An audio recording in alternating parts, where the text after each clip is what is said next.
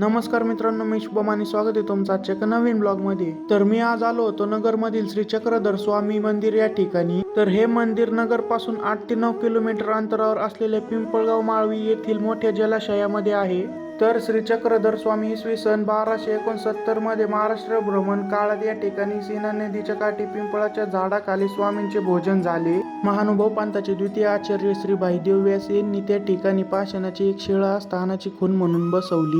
त्यानंतर जवळपास 700 वर्षांनंतर इंग्रज राजवटीमध्ये अहमदनगर शहराला पाणी पुरवण्याकरिता सीना नदीला बांध घालून अडवले। तोच पिंपळगावचा तलाव आहे। या तलावाच्या पाण्याखाली स्वामींचे नमस्करणीय स्थान गेले। पाणी आटत गेले की हे स्थान दर्शनासाठी खुले होत असे। नगर शहरासाठी पाणी पुरवठा कायम राहावा याची नगरपालिकेने दक्षता घेतली। जरी दुष्काळ पडला, पाणी आटले तरी त्या ठिकाणी गाळ साचल्याने स्थानापर्यंत जाता येत नसे। त्यानंतर बऱ्याच महानुभावांनी स्थान शोधण्याचा प्रयत्न केला, परंतु तलावाचा परीघ खूपच मोठा असल्याने ते प्रयत्न निष्फळ ठरले। त्यानंतर इसवी सन 2010 मध्ये श्री माजी यांच्या मार्गदर्शनाने व श्री काकाजींच्या 3 वर्षाच्या प्रयत्नांनी या स्थानाचा शोध लागला आणि हे स्थान भक्तांच्या दर्शनासाठी खुले झाले। व्हिडिओ आवडला असेल तर आपल्या व्हिडिओला लाईक आणि पेजला फॉलो नक्की करा। तर भेटू उद्या एका नवीन ब्लॉग मध्ये।